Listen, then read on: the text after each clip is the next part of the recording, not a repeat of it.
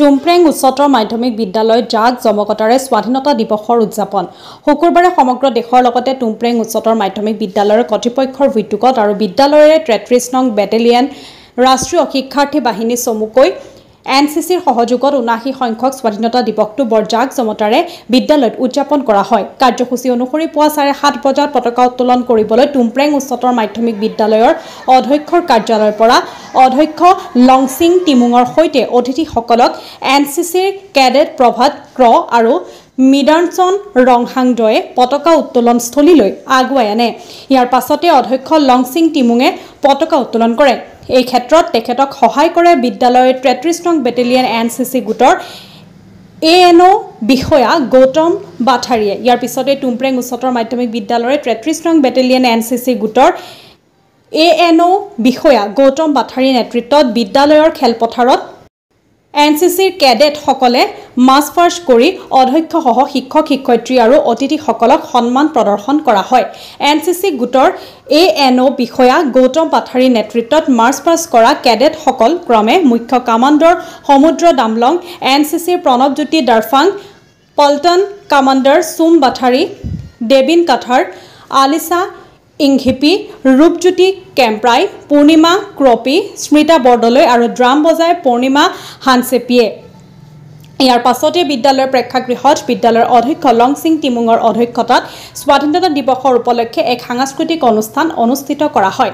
সভাত মুখ্য অতিথি হিচাপে উপস্থিত থাকে বিদ্যালয় পৰিচালনা সমিতিৰ প্ৰাক্তন সভাপতি খম্বকান্ত বৰ্মনে। সভাত বিশিষ্ট অতিথি হিচাপে উপস্থিত থাকে সুমিত ফংলুচা, সাংবাদিক নাৰায়ণ বৰুৱাৰ প্ৰমুখ্যে শিক্ষক শিক্ষয়িত্ৰী অভিভাৱক অভিভাৱিকাৰ লগতে ছাত্ৰ ছাত্ৰীসকল উপস্থিত থাকে। বিদ্যালয়ৰ সহকাৰী শিক্ষক ভূমিৰাজ ৰিমালে আধৰা সাংস্কৃতিক অনুষ্ঠানত ছাত্ৰ ছাত্ৰীসকলে নৃত্য আৰু গীত পৰিৱেশন কৰি স্বাধীনতা দিৱসটো জীপাল কৰি তুলিছিল। এই অনুষ্ঠানতে অনুষ্ঠিত কৰা চিত্ৰাংকন প্ৰতিযোগিতাত প্ৰথম নিকিতা তেৰণ পি, দ্বিতীয় ময়ূকজ্যোতি বৰা আৰু তৃতীয় দেবিনচন তেৰণ। সদশেষত অধ্যক্ষ লংচিং টিমুঙৰ সাৰুৱা ভাষণেৰে সাংস্কৃতিক অনুষ্ঠানৰ সামৰণি পৰে। পশ্চিম কাৰ্বি আংলঙৰ পৰা নাৰায়ণ বৰুৱাৰ ৰিপৰ্ট, নিভাজ অসম লাইভ। আমি বহুত জাক জমকতাৰে বুলি মই কৈছোঁ আমি উদযাপন কৰিলোঁ আৰু সেইবাৰ উদযাপনৰ বিশেষ আকৰ্ষণটো হৈছে আমাৰ মুখ্য অতিথি মাতিছোঁ যাতে তেওঁ ছাত্ৰ ছাত্ৰীৰ উদ্দেশ্যে এষাৰ কথা কৈ যাব, আশীৰ্বাদ দি যাব, দিহা পৰামৰ্শ দি যাব বুলি পেলাই। আৰু এই বুলি মই আকৌ বেলেগ অনুভৱ কৰিছোঁ যে পিতৃ মাতৃ অভিভাৱকসকলো বহুত উপস্থিতি আছে।